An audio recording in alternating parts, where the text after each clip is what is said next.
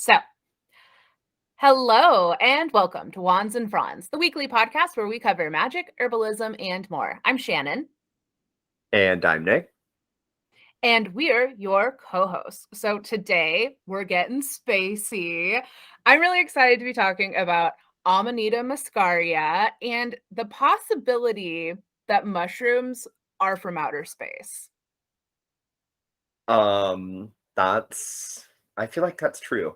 Um, but I'm talking about the Pleiades, the Seven Sisters, Messier 45, the cluster of stars that call the Taurus constellation their galactic home. Um, and yeah, it's kind of my first in what I'm thinking will be a series where we talk a little bit about the mythology of the constellations. So, Yeah, I just a couple of space love. girls. Yeah, I feel like this week I'm very much like leaning into my Aquarius ascendant. Like it's a vibe. Um and also just like this is such us in college tripping on like any number of substances talking about the universe, which I'm really excited about. Well, and it's funny because I've been watching on YouTube all of those old like History and Discovery Channel like space documentaries. Yeah. Although it does kind of make me sad, especially the ones that are from like the year 2000 and they're like, yeah, and we're probably going to have people on Mars by 2020 and it's like didn't happen. Sorry. A Didn't lot of things happen. happened in the meantime. Yeah, a lot of stuff happened. Well, to get started then, I do want to ask Nick, when did you feel the magic this week? So once again, when I felt the magic this week, it was very much like a physical thing. And it also involved wind. Big fucking surprise. So, okay, so this one actually was kind of weird. So, um, as a lot of you know, I bus and walk a lot as part of my commute. So I'm walking by this shop. It's like an antique shop that I walk by on my way to the bus stop from work. And it was kind of a breezy night. I'm like looking through the window because there's actually this really cool embroidered poncho that I have had my eye on in this window. Ooh. It's kind of like something like an old lady would wear, but it has like a big parrot on one side and like flowers on the other side. That's fantastic. You need to wear that on the plane to Mexico. No, literally, I was like, I could wear that and a bathing suit underneath, and that could be like my outfit for my whole trip to Mexico. Um, but so I'm looking through the window, and the wind is like blowing from behind, like towards the window. And even though there's glass in between, like all of the little price tags and all the little stuff also started blowing. Like the AC kicked on at exactly the same time that the wind was blowing. So Ooh. it was like there was a window, but there was no window, and everything on the other side of the window was like blowing in an imaginary breeze. Which I feel like I'm not doing it justice, but it was weird, it was trippy, it was one of the and that was that night that I texted you about being so tired, and I was like, is my mind falling apart right now? Um, We've all been there, I think. but it was also kind of cool. It Yeah. was kind of cool. I love that. I mean, very Gemini season, all the air magic that you're Yeah, all the dealing with. air, all the air. Yeah, mine was interesting. So I walk my dog like 2 to 3 times a day for about a mile at a time. Like she and I really get down on the outside time together. And I was like coming back to my house and we were like on the way back, like on the street coming down towards where I live. And I just found, I kid you not, the most like beautiful, perfect crow feather on the ground. I'm going to disclaim this by saying that it is illegal to collect and like keep and sell most migratory bird feathers in the United States. So if any of you bitches narc on me for having a crow feather in my house, coming for you. But it was just really great because there's a lot of lore around crows, like they're very magical creatures. Some cultures believe that they're also like able to communicate between the world of the dead and the human world. And it's just like after Like, losing my sister a few months ago, she was also very much like a spooky bitch in ways that, like, we bonded over. And it just felt very much like a message from her. Like, and I got home and was just like meditating and was like really feeling her presence. And it was so magical. And I felt like so tapped in with like the other side in a way that, like, totally wrecked the rest of my day because I got nothing done. I felt exhausted after that. Like, it very much felt like I had a moment of, like, psychic communion with the other side, and it was, like, really beautiful and healing and cathartic and also incredibly draining. But I, kept the feather in my freezer for a few days to kill off any like any mites or lice. I guess any mice too, any tiny mice that were in there. Tiny, tiny, tiny little microscopic Tiny, mice. tiny mice. And then I did like a hydrogen peroxide bath to try and like kill off the microbes and stuff. Cause if y'all do collect feathers, like be careful. Yeah, those mites.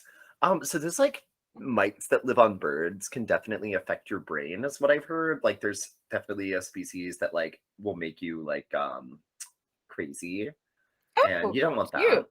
You don't want No. that. No, but then after I cleaned it up and it's all like, frozen and it's been through the process, I have this like cinnamon broom that hangs above the door to get into my kitchen, and I like added the crow feather to like the end of the cinnamon Oh, broom.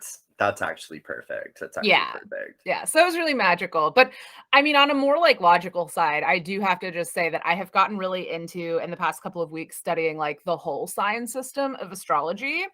And I think that this might be the system of astrology I end up practicing. Like, it has just Okay, been okay. really working for me. And so when you switch it over to that house system, does it give your chart any major changes you want to share? Like, Yeah, it does for me. So, 2 really big changes, actually. It shifts my moon into my 2nd house and my sun into my 8th house. But this is actually the biggest shift with, like, looking at my son in my 8th house, I think was the thing that really just made me feel like, for me, the whole sign system, I just have gotten so much out of it because, the 8th house is all about, like, grief and family and loss. And, you know, Nick and I've kind of talked about it. I've had a lot of loss in my uh-huh. family. Well, and I think eighth house really makes a lot of sense for you, actually. It does, and then having my moon in the 2nd house moves, like, my moon in Pisces into, like, the house of, like, career and, like, your calling, and so it felt to me very like, to me, it just feels like it makes a lot of sense because it's, like, using all of this, like, energy and all of the things that have happened in my 8th house to, like, drive my work in the world in my 2nd house, which is always something I've wanted to do. But it's also interesting because in the whole sign system, you actually have every single, like, astrological sign is represented in your chart in the different houses. So even if you don't have placements there, they're still considered to like have an effect on you, which has been something interesting for me to dig into as well. Well, and it's a little I've looked into whole house as well, or whole sign as well, because I think it's kind of wonky, like where my degree is at for my rising sign, that all of my houses are like two-thirds one thing and one-third another thing. And it's like that energy just doesn't feel, it's like, which one is it? Which one is it? Yeah. Like, Yeah. so yeah, I love that for you. And like honestly, I've been following astrologers on Twitter for a long time now, and a lot of them are switching over to Vedic astrology, Yeah. which I just think there's kind of like a little revival right now of like people learning about the different housing systems and like Yeah. even like the Vedic astrology.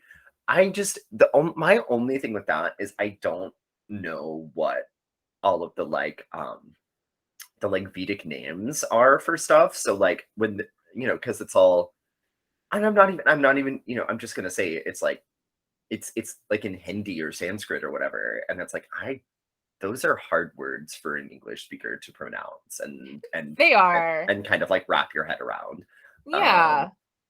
And this is the great thing about astrology though. It's like astrology is really like this really interesting field of study because it's almost like you can look at it through the lens of like the different systems are almost like different languages that are all Mhm. speaking about like the themes of your life. And Yeah, there are yeah, yeah. plenty of astrologers that are in like whole sign or Vedic, or like Placidus was the one that I feel like I had been really reading into and Right, learning right, about. right.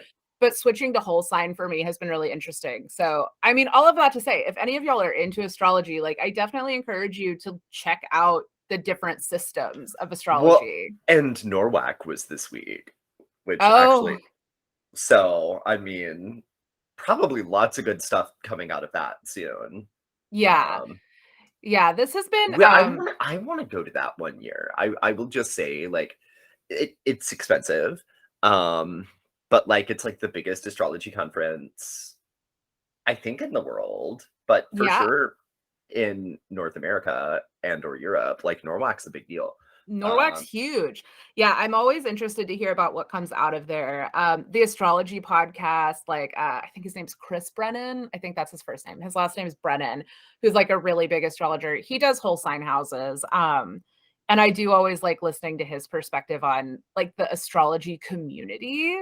And I yeah, think that's yeah, really interesting because it's like a yeah. professional community of people that do this work. And I definitely am interested in incorporating more astrology into my herbalism work, which has been, really fun. But then just looking at the whole science houses was like, yeah, I just really feel like it gave a new layer to me and also like really put my chart in a way that suddenly made even more sense. Right, So right, right.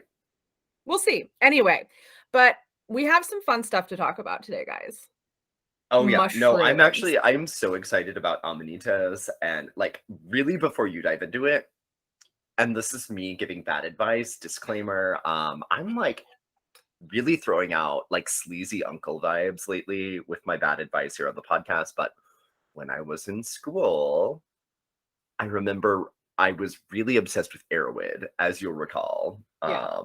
And one of the things that piqued my interest was the Erowid page about Amanitas. So of course I bought some online, as you could do at the time. I'm not sure if they regulated it any further than that, but I remember. So first of all, they were definitely just like wild pick mushrooms. When I made them into tea, there was a few bugs inside of one of the mushrooms, which I was like, I'll just pick those out.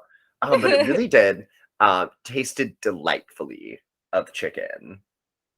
Yeah, And I've heard that the trip on Amanitas is like more similar to being drunk than some kinds of tripping. yeah, yeah, yeah. So, and that's very true. That's very true. So it was, now that I do have that more of that experience with psychedelics, it's like it was not a truly psychedelic experience, but it was fun. Yeah. And it was not because it was not salvia, because salvia was that other thing where it's like, legal high, like easy to buy online or whatever. Buy some salvia, and then I feel like if there is a hell, it is a lot like being on salvia. Yeah, the one time that I was on salvia that I still remember is like I just and I don't know how to explain it better than this, and anyone who's tripped will understand. I felt like I was in a filing cabinet. Like I was a folder and everything around me had been flattened and like smashed together. And it was just not great It for was me. not cool. No, and then I remember I was like cracking up laughing when I was on salvia, and then immediately like bawling, crying because Yeah, it's a I don't. lot. There's so much going on, but Amanitas was not like that. It was gentle. It was fun. It was. Yeah. And if you're hearing us talk about this and you're like, what the fuck is an Amanita muscaria like mushroom?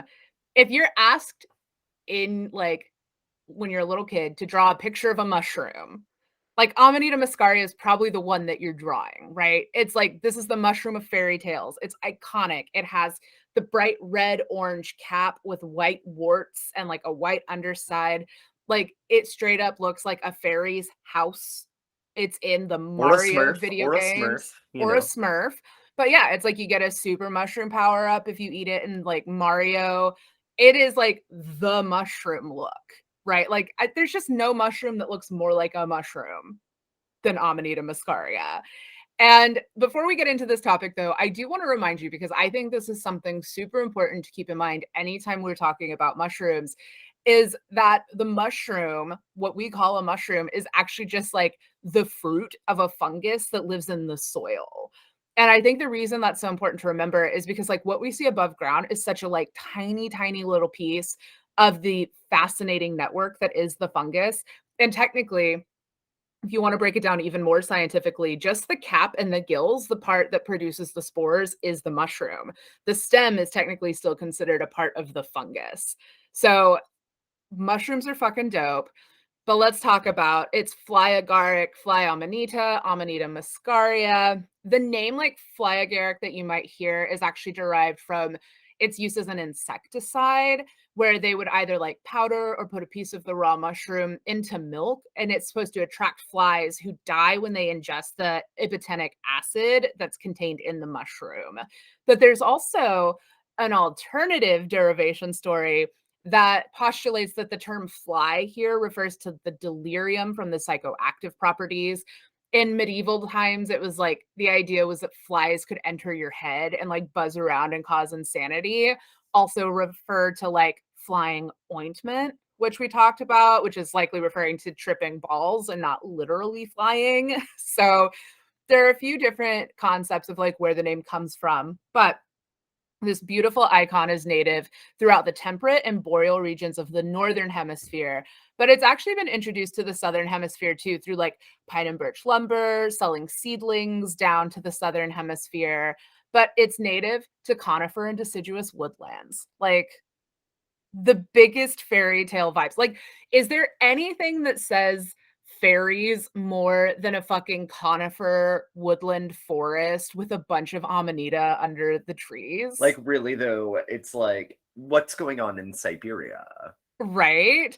So, a molecular study does suggest that the mushroom has its ancestral origin in the Siberian Beringian region, and it's spread from there across Asia, Europe, and North America. So, shit's coming from Siberia. And the mushroom itself is ectomycorrhizal, which means that the fungus forms a symbiotic relationship with the trees it grows under. And specifically, it has an affinity for things like pine, oak, spruce, fir, birch, and cedar. And mycorrhizal fungus relationships are actually super fascinating. And it's one of the reasons you'll see more and more there are fertilizers being sold that have mycorrhizal like fungi in them. You really don't need to be introducing different mycorrhizal fungi to your soil though, because trees interact with the fungus and it actually helps. Some people speculate that like the mycorrhizal fungi can actually help direct tree roots to places of more nutrients and water. It's fascinating, but that's not even what we're talking about today. That could be its own topic. So the mushroom itself though, like it technically is poisonous, but deaths from ingesting it are actually pretty rare. With that said, I cannot in good conscience recommend that you try eating it or that you try to forage it yourself because mushroom identification and foraging is a lot more difficult than you might imagine just as a layman who has seen, just a few tubs of different mushrooms at the grocery store. There are a lot of lookalikes in the mushroom world. So just like be very, very careful, consider yourself warned. But with all that said, parboiling the mushroom twice and draining of water like weakens the toxicity. It breaks down the mushroom psychoactive substances, and it's actually pretty commonly eaten in like parts of Europe, Asia, and North America. But of course, it's probably most noted for its hallucinogenic psychoactive properties. And those come from the neurotoxins that are in it, that are ibotenic acid and muscimol.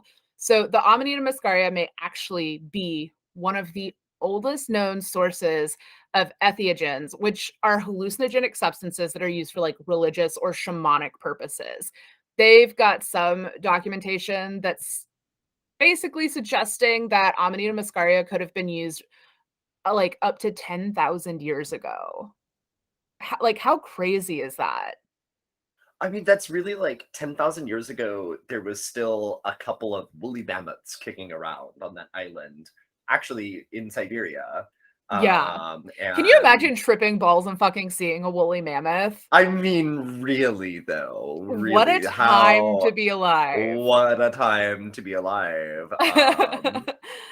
But I also do love knowing that fly agaric is there's some people that think it could be like the mysterious Soma. So it's mentioned in 150 hymns of the Hindi Rig Veda, which was written between 1500 and 500 BC by Aryans in the Indus Valley.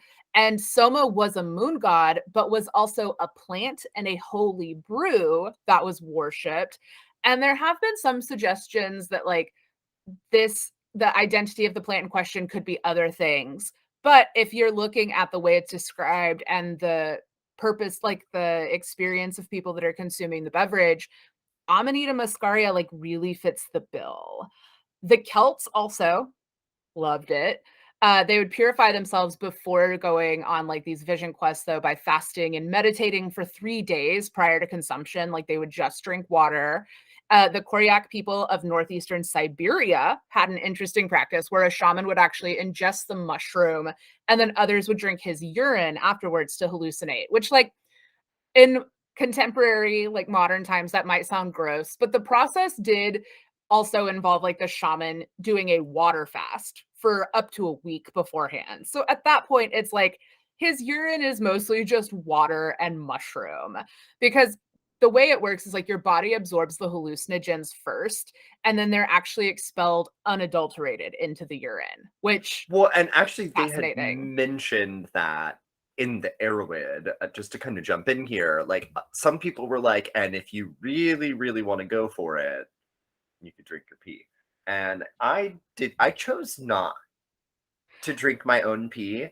Um, but I do remember seeing that as something where the cool thing about Airwood, not to harp on it, but I mean, since we're talking about Amanitas, I kind of have to, was Yeah. that you would get these people who took this like semi-scientific view of like taking drugs recreationally. Oh And the whole yeah. thing was that they would do trip reports and they would do all this research and they would like let you know.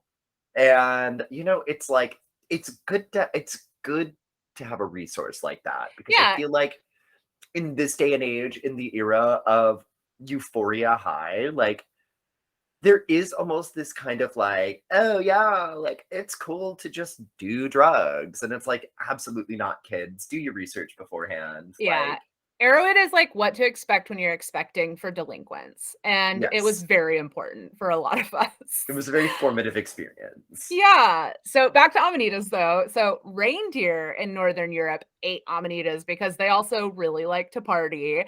And then the Siberian people would notice the like drunk acting reindeer and would slaughter them to eat their meat and then also enjoy the hallucinogens that way.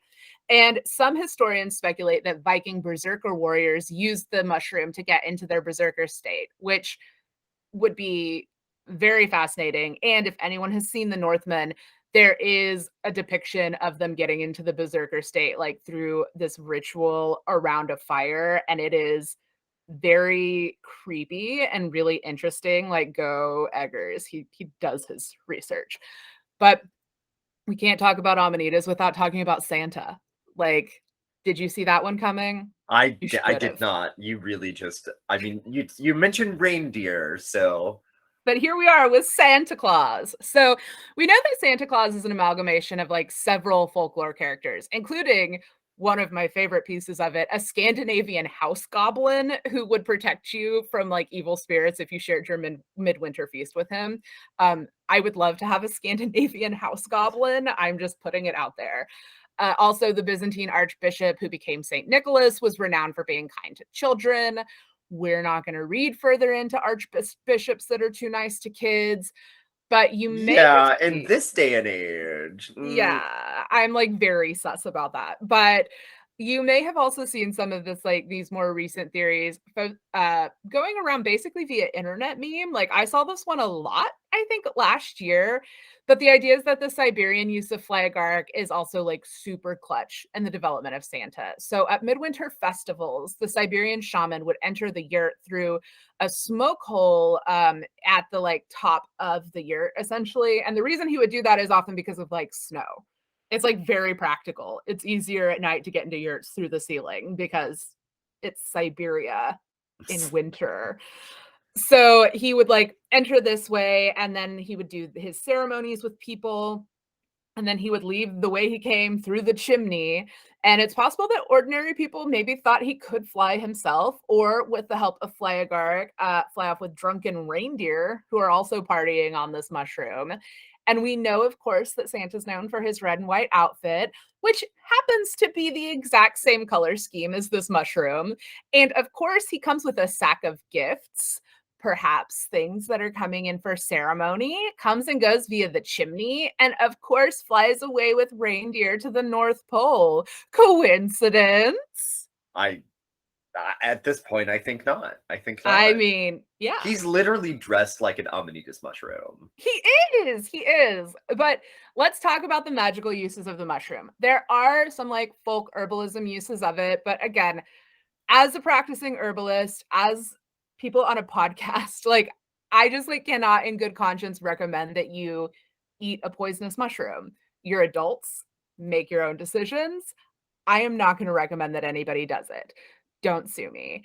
But fly agaric, this beautiful Amanita's mushroom. It's associated with the air element. Hey, Gemini season, the planet Mercury, Hey, and of Gemini course, season. right?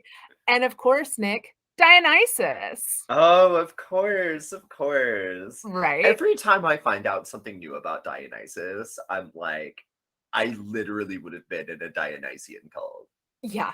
if I was an ancient Greek person. I feel like we should just start like a Dionysian Artemisian cult. We just Yeah. worship Dionysus and Artemis, and I feel like party. So But the party. party. So the biggest like magical use that I see over and over and over and over with this mushroom is around fertility, which tracks when you think about how fungus works, right? It's like this huge network underground that pops up this tiny little like mushroom periodically, which is super cute. But of course, not surprising to anyone because it gets you, tripping balls. It's also associated with prophecy and visions. But if you're trying to become pregnant, or even I think just like fertility can also be about bringing forth like a new project, this new thing that you want to create, a new artwork perhaps, you can connect with the spirit of the Amanita's mushroom and ask for its assistance. So you don't have to necessarily like ingest plants to work with them magically. And in the bonus episode for our Patreon that we're going to post, I'm actually going to be showing a bit more about some of the plants on my altar, which I work with plants magically all the time that I'm not eating. So feel free to like commune with plants. But you could also, like, say you're wanting to have a baby, the room that you want to turn into the nursery, put representations of the mushroom in there, right? Like Which you actually, that would be such a cute theme for a nursery too. oh, I know, Amanita's mushrooms, like so Like a cute. fairy tale themed with lots of Amanitas art. Okay, that's going in my manifestation journal. Right. And I love the idea of working with the imagery too, right? Because it's like a super safe way to incorporate Amanitas into your practice if you're not the type of person that likes to like take hallucinogens or fucks with poisons, and no shame at all if that's not your thing. Working with the imagery or like associating with the spirit, I think is really easy. But on the like nursery side, I mean, if you're an artist or if you're trying to do like a work project, think about incorporating that iconography into like your art studio or into your office space, anywhere you want to bring about fertility. Of course, if you're using it for prophecy and visions, I'm going to have to recommend putting some in a sleep sachet for prophetic dreams. Like, I have to. It's legally mandated at this It's point. legal. Yeah, yeah. I mean, you're not wrong. You're not Yeah. wrong. You could also put some on your like nightstand though, because I have my nightstand actually is like a glass tabletop on 3 arrows, speaking of Artemis. And sometimes I'll put things on there that I want to like do sleep magics with because I sleep like a tornado. And so sleep sachets cannot go under my pillow or they will end up on the floor. So, bedside table little altars, you could definitely do that as well. Um, Obviously, I feel like if you work with the Fae, like representations of this icon are not only like aesthetic, but also super appropriate. And I think go a like really long way to honor the other folk. Like Fae have been depicted sitting on these mushrooms for a long ass time. And given the tie to vision questing to me, I think the idea of the tie between Amanitas and the other world and the Fae makes a lot of sense because when you're tripping, I feel like you're able to really connect to other world dimensions, things like that. So I feel like that tie-in makes a lot of sense. But of course, to end, I cannot talk about the magical uses of amanitas without talking about Yule logs. Hello. I'm like, how many Yule log cakes do y'all see that have amanitas mushrooms on them? All the good Every, ones. every single one Yeah. should. Exactly. And it makes sense because, like, representations of Amanita and their tie to fertility, Yule when you're in midwinter, I think a lot of us are doing like manifestation rituals for the coming year, especially in the Northern Hemisphere. So I think add representations of the Amanita to like your Yule altar, your actual Yule log, make a Yule log cake, get French with it. It's delicious. And you can use that to represent and symbolize fertility in the coming year, whatever that looks like for you. So my sources today, Wikipedia, treesforlife.org.uk, wiccannow.com, Pagan and Proud Tumblr, which I love that Tumblr name. I also always relish the chance to get on Witchy Tumblr because it's fantastic. And then of course, like some Reddit, and then I did some like channeling for some of the suggestions around how to join it. Because I think I'm going to just start plugging that because Nick and I also do a lot of like very intuitive work when we're putting this together. And I love citing my sources, but also I am a source. So I am a source. I am a source. Anyway, so that's it. So I think maybe this would be a good time before we talk about the Pleiades to let people know how they could get in contact with us. Oh my God. We would love for you guys to get in contact with us. And if you can't send a space probe of psilocybin our way, which we'll talk about later, you could always reach out to us via email at wandsandfronspod@gmail.com. You can message us on Instagram, which is at wandsandfronspod. You can check out our Facebook, which is Wands and Franz Pod on Facebook. But for bonus points, you could join our Patreon, which can be found Mhm. conveniently at patreon.com/Wands and Franz Pod, where you get like bonus episodes. You get to see video recordings. You could see my fantastic green eyeshadow look I Which did is today. so good. Which is so good. And Yeah. also, I got well. I'm wearing headphones, but I got a haircut. Yeah. Nick's got Thank you a very much. I great look. It's headcut. like '90s picture day. It's so good. No, it's like the frosted tips are everything. So, and it's also like it costs money to produce a podcast, things like equipment, but also even just like podcast hosting. So that's really great. But we understand not everybody is in the financial position to support monetarily. Nick and I have both been poor before. We have been various shades of broke as adults. So there's this really awesome free thing you can do. You could rate, review, subscribe. And honestly, if you listen to this podcast every week and you don't rate, review, and subscribe, like, how dare you? It's Really, free. how dare you? We're coming for you. And I've actually come up with a really great sort of a template, and you can like feel free to add to this if you want to.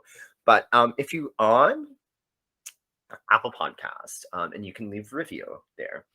And basically, what you would want to say is, this podcast is good. And then that way, Apple knows that this is a good podcast and maybe they could recommend it to other people.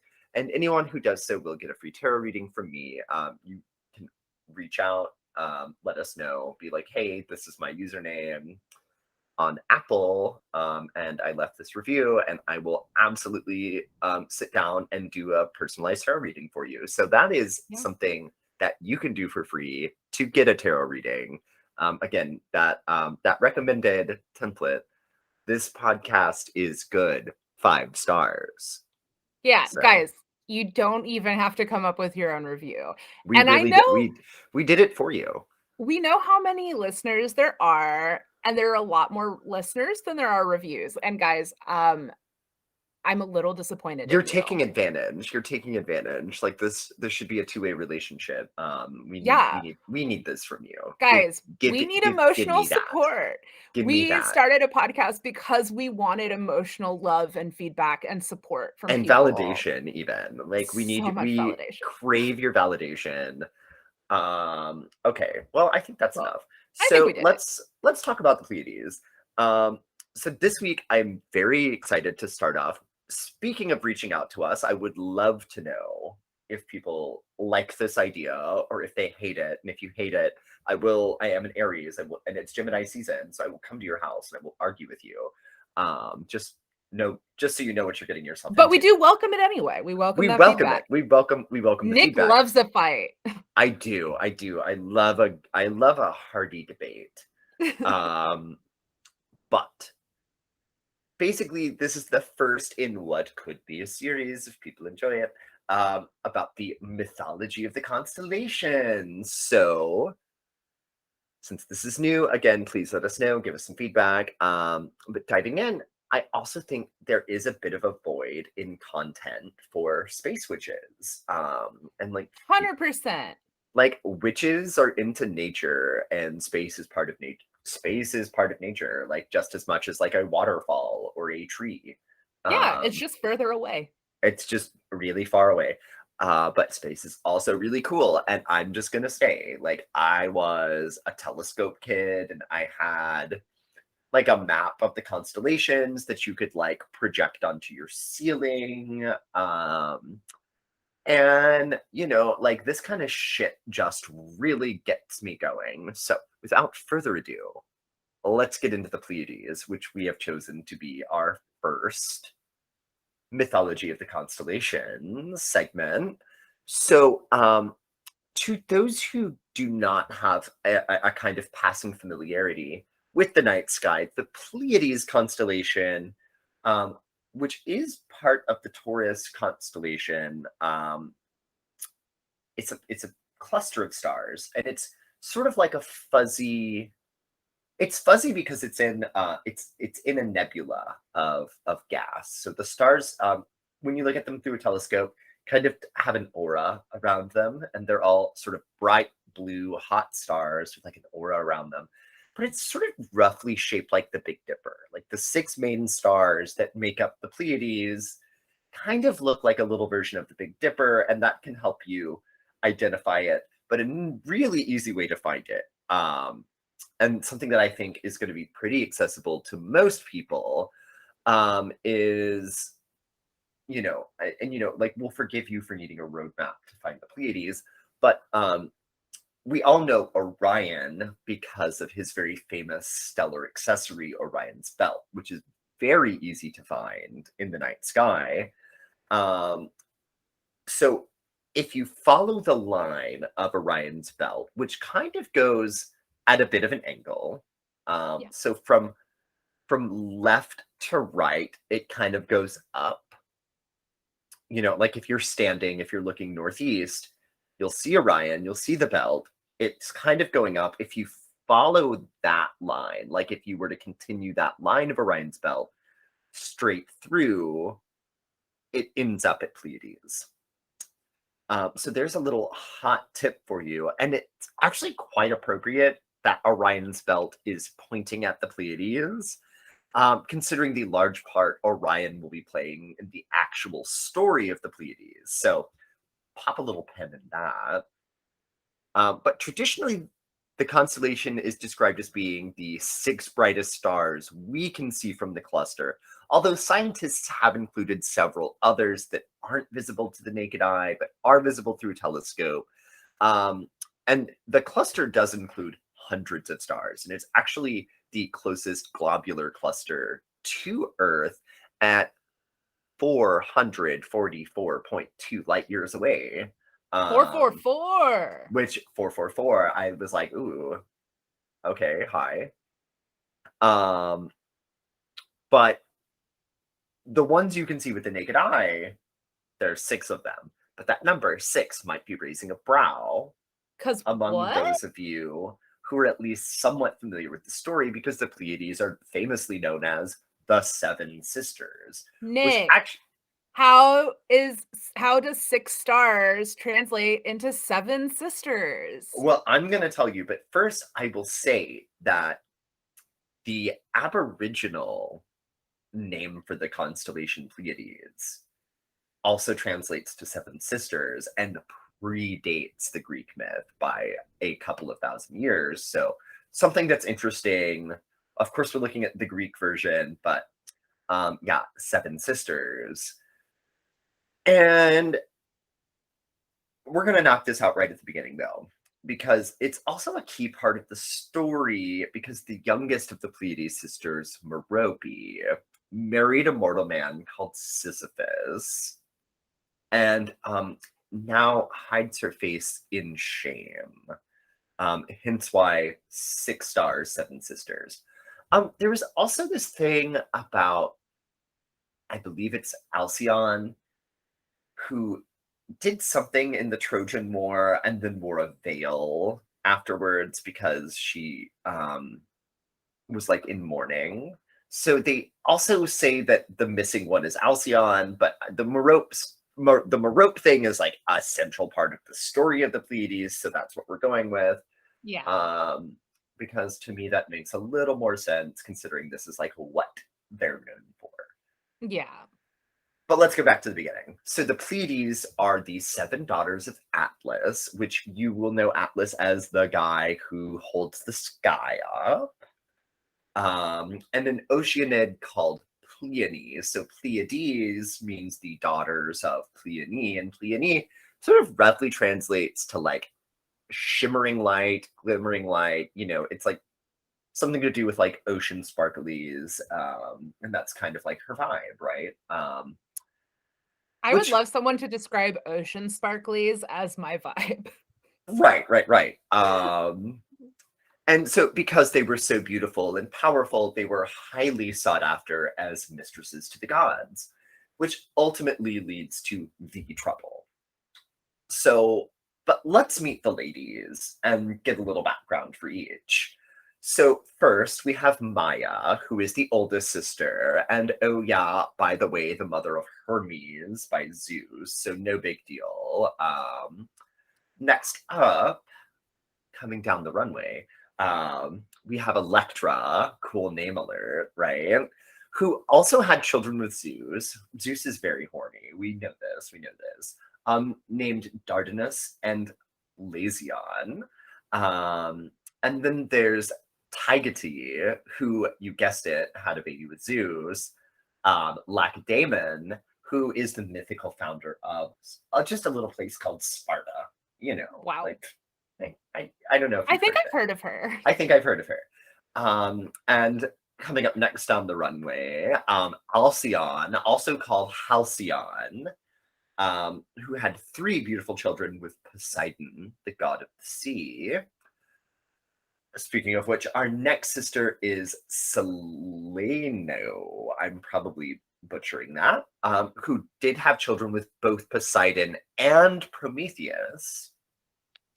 And then our penultimate sister, which means the one before the last one, Sterope, had her courtship with Ares and sired Oenomaus, who was a cohort of Dionysus, and Oenomaus literally means wine man.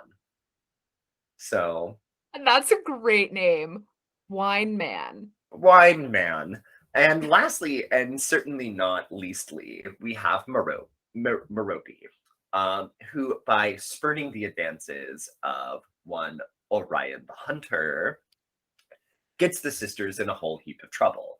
But that's not all. She also married Sisyphus, who pissed off Zeus by cheating death twice, and now has to roll a giant boulder up a hill for all eternity.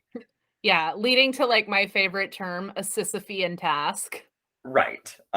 Which means it never ends and is extremely tedious. It's like going to work. But Most of work. let's get into the story of how they became stars. So, of course, with all of this god copulation and appearances and pretty much all of the Greek myths, they were clearly metaphorical stars before they were literal stars. And the story goes that they were very, very good friends with an icon and friend of the pod, Artemis, aka Huntress Wizard, which is likely how they encountered Orion the Hunter to begin with. So the youngest, Merope, is supposed to have been this great beauty, and some even say that taking her off the market factored into Sisyphus's harsh punishment by the gods later on. Um, but they all meet, and Orion is absorbed and basically decides he's going to pursue Merope to the ends of the earth if he has to, because he wants her for his own. Whew. Well, Artemis and the other Pleiades do what they can to protect her, but this man is truly depraved, and he is out to get Merope. And to make matters worse, the Pleiades' father Atlas is powerless to help because he is literally holding up the sky. That's what he's Yeah. doing. He can't stop, or else the sky would fall. Um, so these ladies are seemingly on their own against Mr. Royd Rage, not taking no for an answer, Orion the Hunter. But Whew. Artemis is a goddess after all, and a couple of the Pleiades have children with Zeus, so there's this thought that maybe he can help them out. Yeah. I And mean, I mean, he seems fair. he kind of does. And in some versions of the myth, he first turns the Pleiades into doves, which doesn't seem super helpful and actually doesn't dissuade Orion, who is clearly a man on a mission. And so realizing that doves wasn't the move, like, I don't know why you thought it was the move, but turning them into a flock of doves was not the move. Yeah, We I'm like, just, okay, fucking Job pulling right, some like, like magic trick. yeah, like, it's an illusion, Shannon. It's an You're right. illusion. Tricks are what horrors do for money. But so he realizes that the dove thing was like not it, and so he turns them into stars. So they can be close to their father, who again has the super important job of holding the sky up, and B, because it gets them away from super creep Orion once and for all. Except not once and for all, because here's where the story takes a little twist. All of these stories have a little twist, don't they? But so we remember that the Seven Sisters are BFFs with Artemis, right? And now Artemis is lonely. And Yeah. she's a little butthurt at Orion for having no chill about the Merope situation. So she does what any good friend would do in this situation and summons a giant scorpion monster to chase Orion the way that he himself had so ruthlessly chased Merope. Sounds fair. Except, yeah, sounds fair to me. And fuck men, right?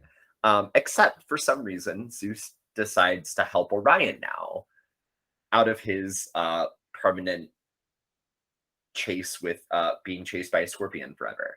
Um, and he, you guessed it, turns Orion into a constellation as well, which is how he ended up permanently chasing the Pleiades, but never being able to catch them.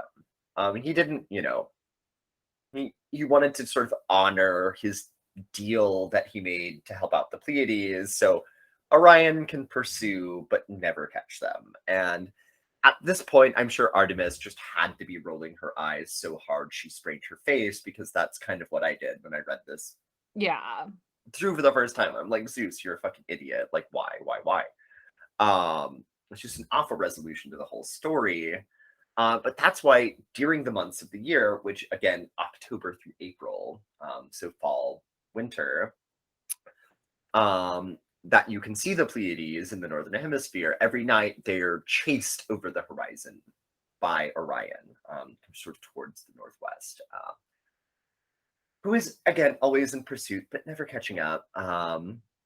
And that's it. That's the story of the Pleiades, the Seven Sisters, the six bright stars, sort of at the you know tip of Taurus and sort of being pointed at by Orion, chasing them through the sky forevermore.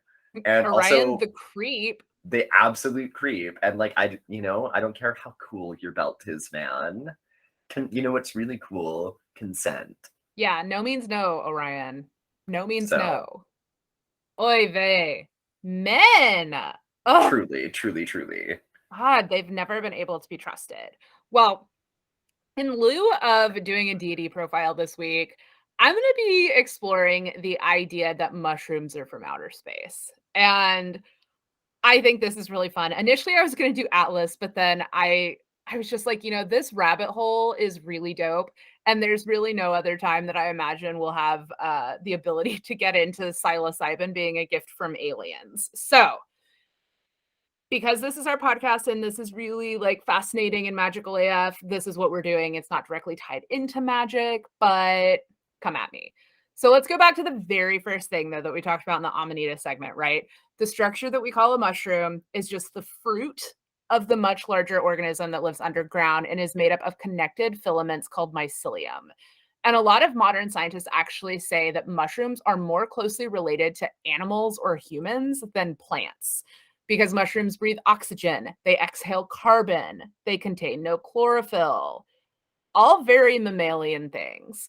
So let's talk now about a good friend, Terence McKenna, RIP. So in 1976, this ethnobotanist and mystic co-wrote with his brother Psilocybin, Magic Mushroom Grower's Guide. His brother's name is Dennis, which I don't know, Dennis and Terrence, who end up being like these crazy, like mystic psilocybin experts. Something about that just makes me happy. That tickles me as well. Yeah. So his theory, though, is based on the idea that mushrooms, and in particular psilocybin, is a gift from aliens in space, is based on the fact that like mushroom spores possess all of the necessary requirements to travel on space currents. So first of all, they can survive super high vacuum pressure and like crazy low temperatures, which are definitely things you're going to find in deep space.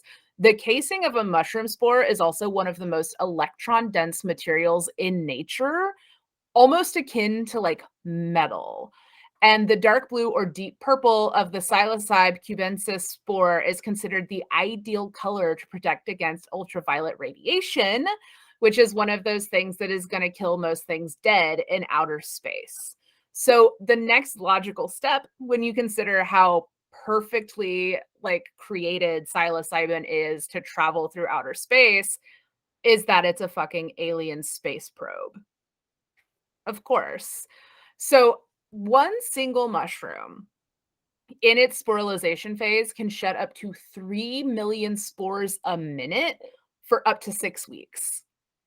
One mushroom. How fucking crazy is that? So the idea is that these like ancient aliens built a probe of psilocybin. So it has the ability to replicate itself, right? So they start this psilocybin probe, out from their home planet, and then the probe self-replicates across space so that the volume of the probe stays constant as the volume of space increases. Bada bing, bada boom, mushrooms are an alien space probe, right? So psilocybin also, like just talking about the way we get to this being on Earth, is the only 4 oh my God, this is a big one. 4 phosphorylated indole known to occur in nature. So this molecule is like so unique that it doesn't have any near relatives. No matter what life forms on the planet you look at, psilocybin molecules, there's nothing similar to them. And why is that important? Evolution. So like everything in nature is built upon what came before, right? Like that's the entire theory of the universe. It's like when you look at like carbon and like all of the ways that we see the interrelation of things. Like we've talked about the fact that we share like 90% of our DNA is the same as like a banana, right? Everything in nature is built upon what came before it. But psilocybin looks nothing like anything.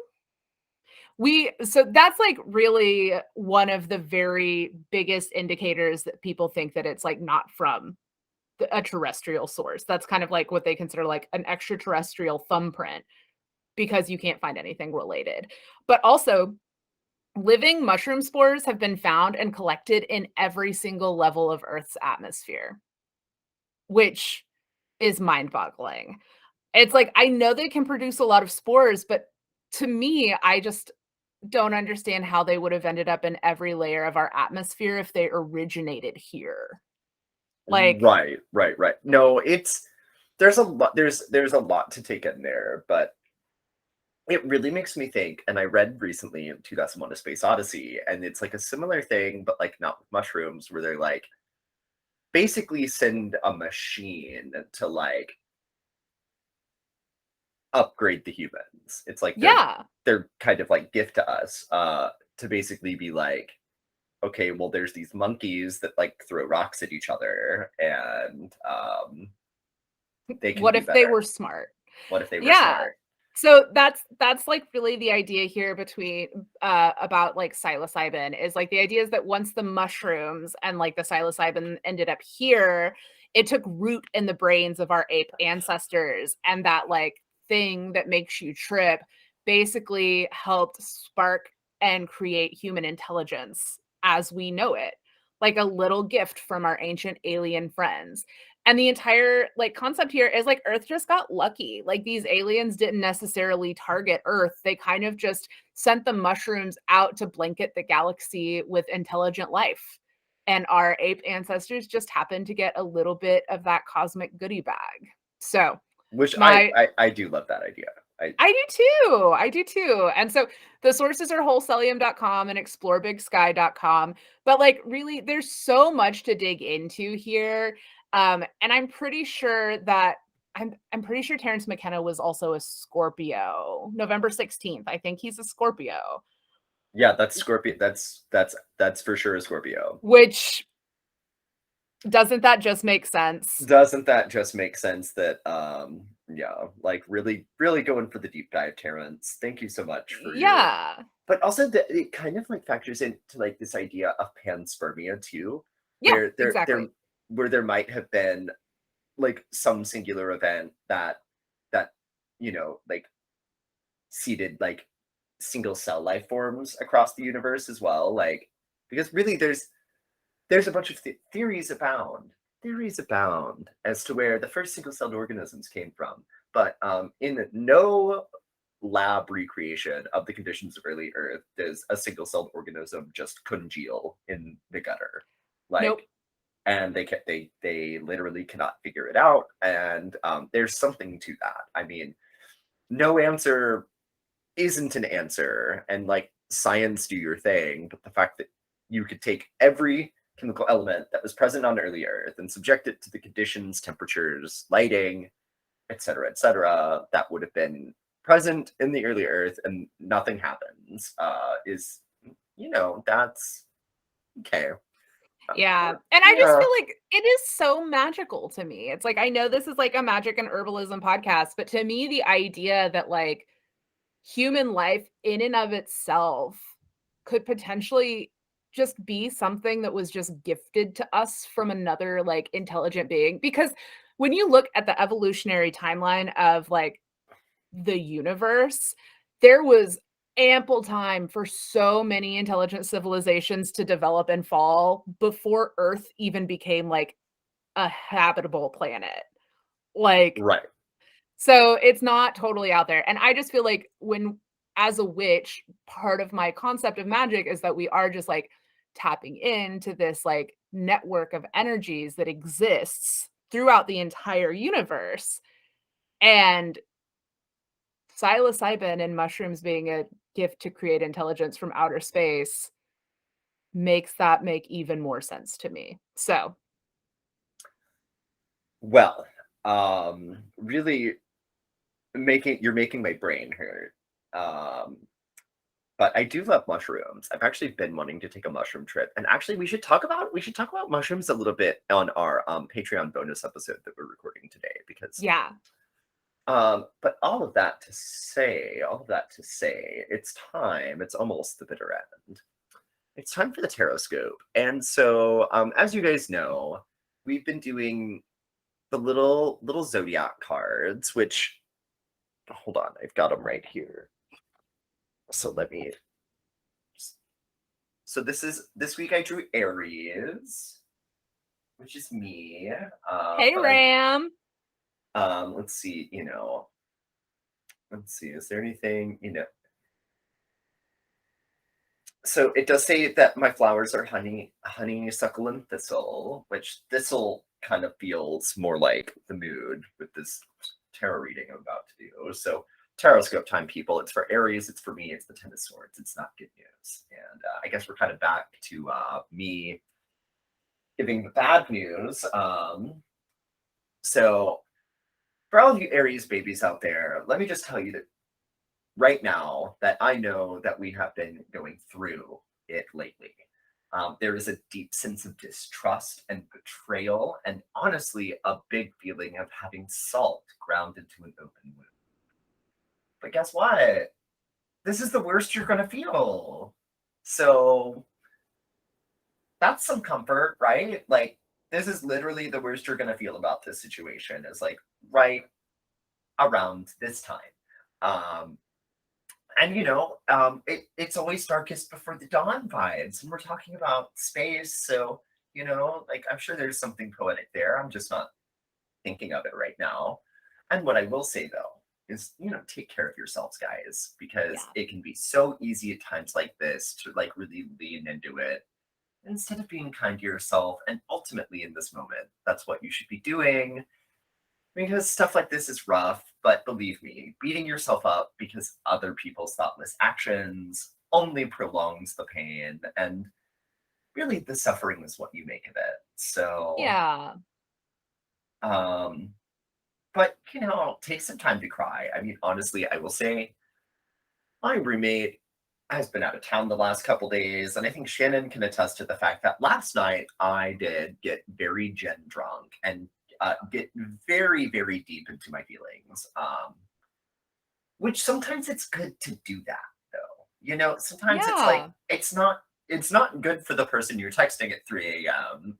Trying to make sense of your emotional breakdown when they get up the next morning. But in the moment, it feels good to just like cry and eat a bag of Yeah. cheeseburgers. And it's okay to do that sometimes. Yeah. It's like a cleanse. Sometimes you've got to get it out. Like, Yeah, like really though. And it's like I'm not gonna go into the details of the situation, but like I did have this moment recently too where I like watched Love Actually and got so many snacks from the corner store and literally was just like ugly crying and wearing sweats. So if you need a day like that, like take it. Take do it. it. You'll feel better. You will. You'll feel a little better after that. You got to pull the splinter out. Like, Yeah. sometimes it hurts in the Yeah, moment, it does. It does. but But like, you got to have that like 5 of cups moment. I feel like mm, I'm in a 5 of cups moment where it's like you have to like sit with the things that are hard mhm. because it also like makes you better. And ultimately, yes, it's like I really resonated with the Ten of Swords energy this week. And I mean, it's like Yeah. Shannon. So what do we say to all of the bitches in outer space? Ugh.